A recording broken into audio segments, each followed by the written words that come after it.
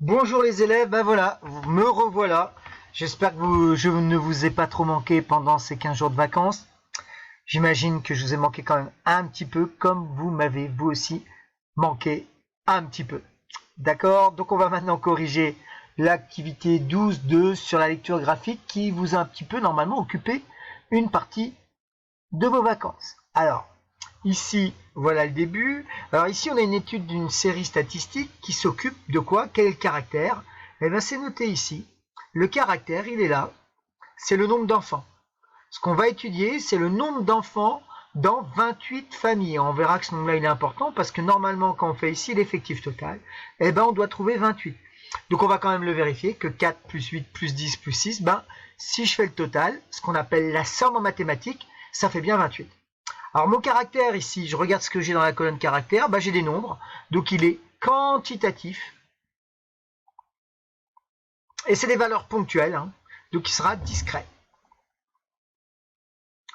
D'accord? Donc on va maintenant répondre aux questions de lecture. Combien de familles ont 2 enfants? 2 enfants, il y a 10 familles. Ont plus de 2 enfants? Plus de 2 enfants, ça veut dire qu'ils en ont 3. Ça fait 6 familles. D'accord? Plus de 2, ça veut dire qu'on a 3, 4, 5, 6. Donc ici, c'est uniquement 3 enfants. Combien de familles ont moins de 3 enfants? Si vous avez moins de 3 enfants, c'est que vous en avez soit 0, soit 1, soit 2. C'est-à-dire que là, les familles seront, les effectifs seront de 4, de 8 et de 10, qui nous fait 18 plus 4, 22 familles. Alors maintenant, on va essayer de calculer, et on va d'ailleurs réussir, la fréquence. Alors, définition de la fréquence, en fin de compte, il faut diviser l'effectif de la ligne, c'est-à-dire ici 4, on divise par l'effectif total qui est de 28. 4 divisé par 28, on trouve 0,143. Alors on voit bien qu'ici, ça a été arrondi 3 chiffres après la virgule, c'est-à-dire au millième. Alors on dit millième, ou aussi on dit 10 exposant moins 3, puisque 10 exposant moins 3, c'est 0,001. On avait déjà vu ça, c'est-à-dire que là on décale la virgule de 3. D'accord? Donc on va arrondir au millième. Donc si je fais mes calculs pour le suivant, quels calculs devrons-nous faire? Alors je vais descendre, c'est peut-être noté ici. Voilà, pour F2, alors forcément, ici, j'ai F1, la fréquence de la première ligne, là j'aurai F2, F3, et là F4. Je rappelle que l'indice ici, on peut l'appeler FI, I c'est la ligne. Là, je fais bien mon I c'est la ligne. Ici, j'ai ma première ligne, I égale à 1, ma deuxième ligne, I égale à 2, ma troisième ligne, I égale à 3, et ma quatrième ligne, I égale à 4. La dernière ligne me permettant de faire les totaux, les sommes. D'accord? Donc ici, pour avoir F2, qu'est-ce que je dois faire comme calcul? 8 divisé par 28. Donc je vais descendre un peu, voilà, alors j'ai bougé ça, peut-être que ça se bouge ça. Hop, non, il veut pas, il veut pas. Donc voilà, j'ai réussi à faire bouger ma barre d'outils, bon, même si elle n'est pas super bien placée. Donc pour F2 ici, qui est ma fréquence de ma deuxième ligne, je vais devoir prendre l'effectif de la ligne, c'est-à-dire N2, et diviser par grand N, c'est-à-dire de prendre ici 8 divisé par 28. Donc je prends ma calculatrice et je vais trouver 0,286. Donc ici, je mets 0,286. D'accord? Je vais faire la même chose pour la suite. D'accord? Donc je bouge ça. Alors effectivement, il y a une autre possibilité, c'est de faire ici le produit en croix. On pourrait faire ici 10 fois 1 divisé par 28. D'accord? Donc je pourrais le faire là. En faisant le produit en croix avec des totaux 28 et 1, ça me fait 10 fois 1 divisé par 28. De toute façon, ça revient à la même chose. Il faut faire l'effectif de la ligne, 10 divisé par 28. Et on trouve ici 0,357. 0,357. Et le dernier F4, je dois prendre l'effectif de la ligne, c'est-à-dire 6, par l'effectif total 28, ce qui nous fait 0,214. 0,214. Donc maintenant, j'ai pu, pour avoir la fréquence ici, tout simplement, les résultats que j'ai trouvés en décimale, pour les avoir ici en pourcentage, non, il ne veut pas, en pourcentage, il suffit ici de multiplier, c'est de la proportionnalité, à multiplier par 100. Ce qui va me faire 28,6%, 35,7% et 21,4%. Alors forcément, à la fin, je peux vérifier que mes totaux de fréquence en décimale font bien 1 et que le total de mes fréquences en pourcentage fait bien aussi 100. C'est ce qu'on va noter ici sur la fin. Hop. Non. À la remise en route est aussi difficile. Hein. Donc ici, je peux noter ici que la somme des fréquences doit être égale à 1 et en pourcentage, ça va être égal à 100%. Donc c'est pour ça qu'ici, on peut utiliser en fin de compte le produit en croix en utilisant la fréquence. Alors, on va parler maintenant des derniers diagrammes que vous avez à connaître. D'accord? Donc ici, voilà notre fameux camembert ou diagramme circulaire. Alors ici, il faut bien remarquer que ce qu'on vous demande, on a ici des classes d'âge. Donc ici, 18-25, ça veut dire que c'est les personnes qui ont entre 18 ans et 25 ans exclus. Dès que vous avez 25 ans, le jour de votre anniversaire, vous passez à l'intervalle suivant, 25-30 en fin de compte. Le jour de votre anniversaire de vos 30 ans, vous passez à l'intervalle 30-35. D'accord? Je rappelle, il y avait un exercice, le E16, où on avait travaillé là-dessus, que quand on met un intervalle exclu, ici, on ne compte pas la valeur 25. D'accord? Donc ici, combien de personnes ont entre 30 et 35 ans? Ici, si je regarde bien, hop, il y a 12%. D'accord? Mais 12%, c'est pas un nombre de personnes. Donc il va falloir trouver le nombre de personnes qui correspond à ces 12%. Alors ici, on sait quand même que le total, il est de 400.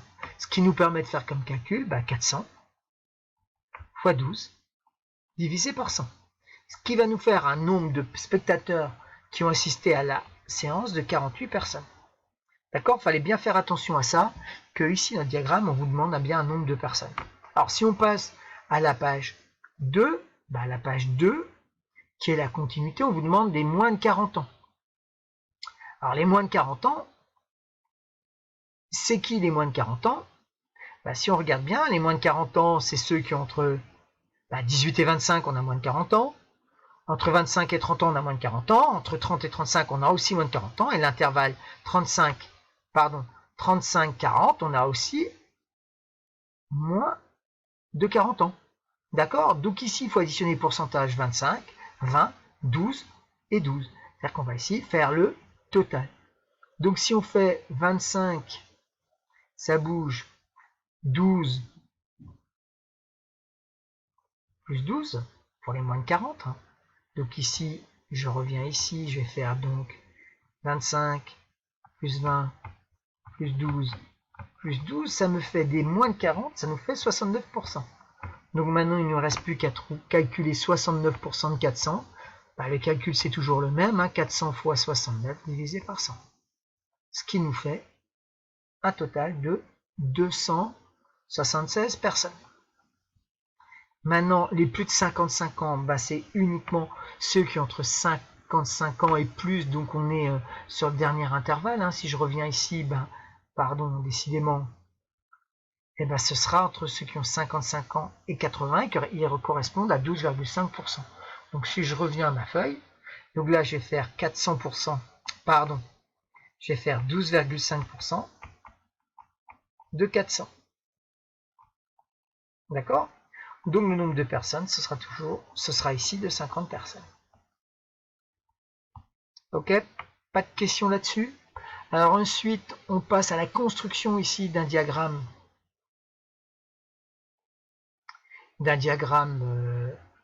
En camembert ou un diagramme circulaire, total, pas semi-circulaire. Et on va d'abord calculer le pourcentage. Alors pour calculer le pourcentage, ici on sait qu'on a un total grand N qui est la somme N1 plus N2 plus N3. On a ici 3 lignes, I égale à 1, première ligne, I égale à 2, deuxième ligne, I égale à 3, troisième ligne. C'est-à-dire que là j'aurai P1, P2, P3 pour les pourcentages. Donc ici mon total c'est 800 personnes. Donc ici 400 sur 800, ça doit représenter 50%, ça doit correspondre à la moitié. Donc deux calculs à faire, soit on fait 400 divisé par 800 multiplié par 100 trouve bien 50, ou alors vous faites le produit en croix ici, 400 fois 100 divisé par 800. 400 fois 100, 40 000 divisé par 800, ça nous fait 50%. Donc ici, on va avoir pour le dernier 100 divisé par 800 fois 100, ça va nous faire 12,5%. Forcément, ce qui nous manque ici, c'est 300 divisé par 800 fois 100, ce qui nous fait 37,5, heureusement. D'accord? Donc ici, deux possibilités, soit le produit en croix, avec les valeurs 800 et les valeurs 100, et on trouve les pourcentages.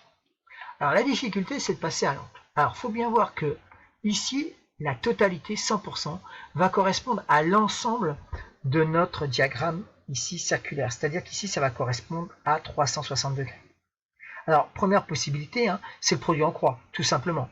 Si 100% correspond à 360, 50% c'est la moitié, ici, ce sera une moitié d'angle.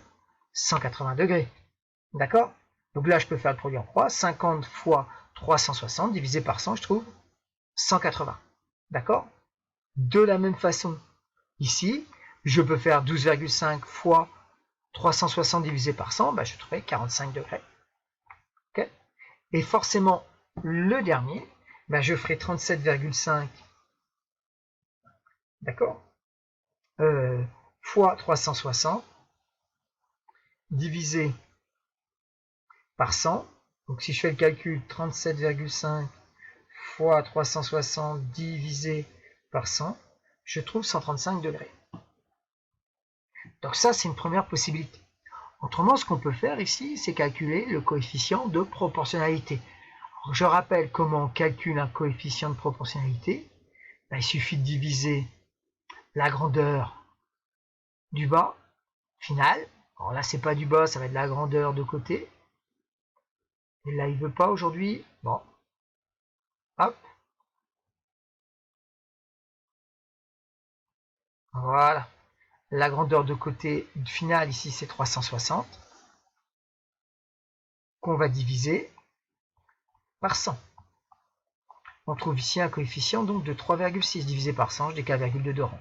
Donc ici, il suffit de multiplier par 3,6. Donc si je fais 50 fois 3,6, je trouve bien 180. 12,5 fois 3,6, on trouve bien 45. D'accord? Alors là, ça va s'arrêter, puisque je crois que j'ai dépassé... Ah non, j'ai encore le temps. J'ai que 15 minutes, donc ça va, je vais pouvoir terminer. Donc ici, je peux dire que pour avoir l'angle, il suffit de prendre le pourcentage et de multiplier par 3,6. Je termine mon activité en faisant maintenant, alors moi je vais le faire à main levée, d'accord, mon diagramme. Alors vous allez voir que c'est pas très compliqué, puisqu'ici on a 50%, c'est la moitié. Donc ici, moi je peux tracer ici un petit segment, et ici, je vais avoir les demi-pensionnaires. Je mets bien l'échelle, soit dessus, soit à côté avec des couleurs.